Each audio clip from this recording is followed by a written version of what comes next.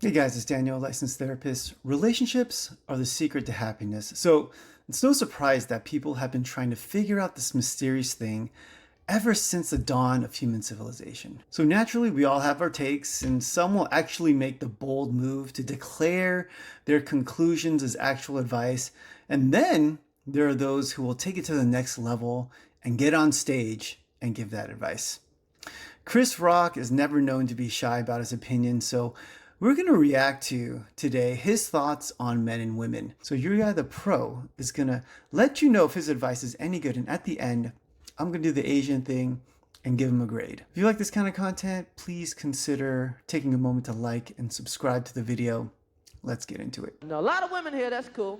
I like women. Mother's a woman. That helps. You know what's bug? Like, whenever my female friends start talking about, my boyfriend's crazy. I didn't know he was crazy. I didn't know he was out of his mind. He just flipped. Women, if you want to know if your man is crazy or not, just check out his relationship with his mother. So all you got to do, check out his relationship with his mother. Because he's like, hey, mom, fuck you. Kiss my ass. I don't give a fuck. I'll put this foot up your ass. If he's like that, then you're next.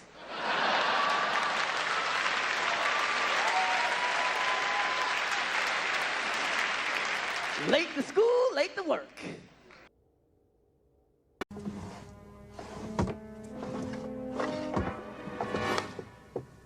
Bingo.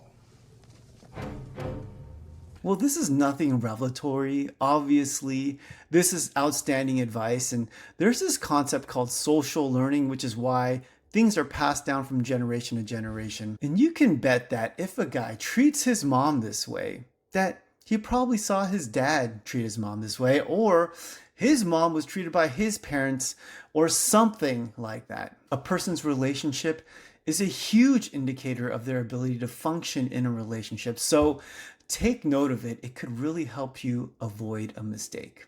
Let's keep going. So, women, man. Women. I don't know, man. The older you get, the more shit you learn about. One thing you learn about women, man. Women don't like nice guys. Say they do, don't. They got to have an asshole first. Every woman goes through an asshole phase. They got to go with Ike, then Mike. That's right. You know what's bad? If you're a nice guy like me, you always get women after they've been out with an asshole. So now you got to be their boyfriend and their psychiatrist to help them get over this psycho. That's right. For every 20 minutes of pussy, 3 hours of therapy.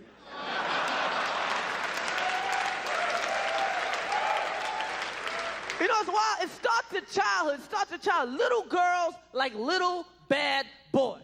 Like, little boy gives little girl Valentine's Day card. She don't want him. She don't want nothing to do with him. She wants a little boy that just punched her in the back and ran down the hall. Ooh, I love him. He's so cute. Then you grow up and you marry that same little boy. And next thing you know, you're on Oprah going, I don't know what I did to deserve this. It just ain't right. But yo, you picked that man. You chose that man. You know, you could have had nice boy Roy, but you picked ass with McGee. Well, he's not wrong. But let's take a look into what is going on psychologically here to explain this behavior. Look, women aren't addicted to abuse. They don't like pain. So what do they like? Do you know what the number one trait that attracts women is? I think it's debatable. Some people say it's money, or it's looks, or it's status and power. But as a therapist, the number one thing that I think attracts women is confidence. And do you know what confidence is? It's the ability, in a sense, to just not care what people think. And my guess is that nice guy that Chris is talking about was the opposite. He was self-conscious. Someone who is self-conscious is constantly thinking about themselves and what people think about them and how they can get their needs met. So they are all about them. But do you know what that means? That means they're not genuinely there for you. And that's why I feel like nice guys finish last. It's because niceness is self-serving. All they care about is what they can get from you. So being nice, I would say, is not good, but being kind is good. And there is a subtle but very huge difference there. I don't know. Relationships, rough. Easy to get in one. Easy to get in a relationship. hard to maintain. You know, it's like in marriage. Marriage to me is not even a natural state to be married for life. Anything for life just promotes laziness, okay? Marriage shouldn't be for life. Marriage should be like a driver's license. 5 years and renew. Shit, I love that 4th year. Ooh, it'd be good, man. It's rough, man. It's hard, man. It's hard to maintain a relationship, man. Because at some point, no matter who it is, at some point you have heard everything this person has to say. You heard it all. You know what they get ready to say before they even say it. You remember that time? Yeah, I remember. They ever tell you, yeah, you told me. You've heard it all. And then what happens? You stop talking. Have a breakdown in communication. I actually love this. Yes, it happens all the time. In fact, this happened in my own marriage. You go through life and you kind of forget to put effort in your marriage. You're distracted and focusing on other things, and your marriage gets neglected. The thing is, good people and good couples can course correct, but there are others who just allow themselves to just drift apart. You know, I've had plenty of clients who've just drifted apart, and it's not like anyone did anything horrible to the other person. And when they come in to see me in couples therapy, the term I hear a lot is roommates. Hey, roommates isn't a bad thing. I'm sure a lot of you have great roommates and you have great relationships with them. But if you're married to somebody and you guys are roommates, it feels horrible. So yeah, I'm thinking a 5-year renewal and reevaluation is a great thing. Yet you gotta talk, because women love to talk. Women love to talk. If they had talking in the Olympics, a man wouldn't stand a chance. Women love to talk.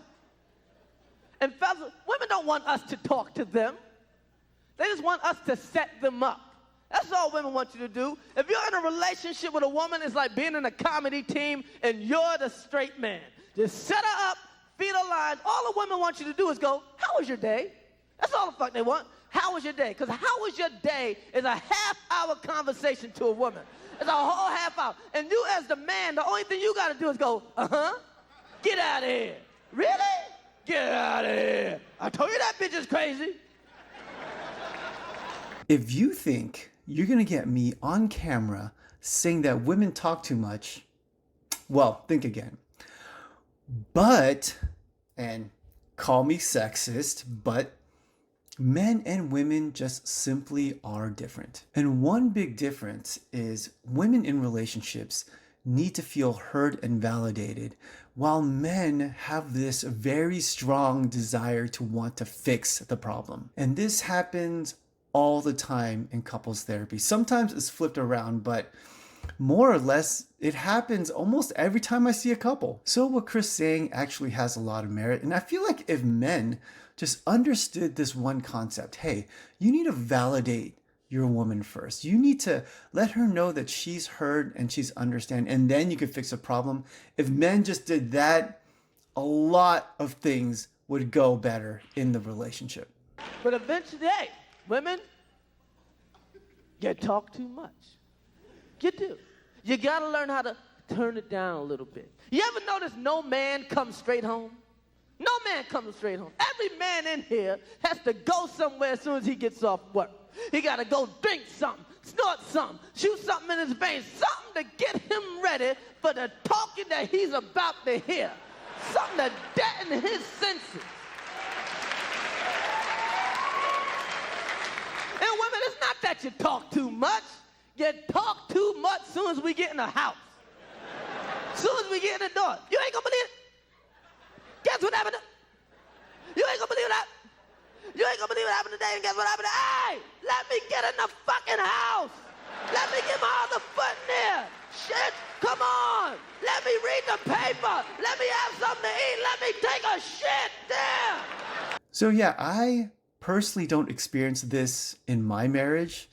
So I don't think this is a given. I don't think this is something that has to do with women and how women are. But I would say this is more of a symptom of a woman being needy and not just really being understanding of her hardworking husband, which is, I would say, that's not cool. So Chris, I like Chris, but I don't think this was one of his best bits. Comedy wise, I think I would give him a B minus on this one. But how was his relationship advice?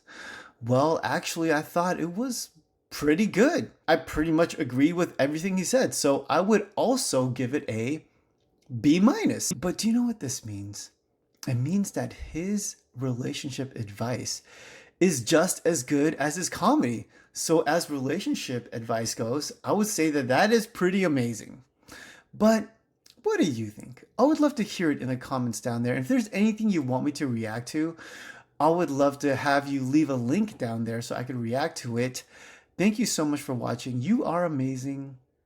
See you next time.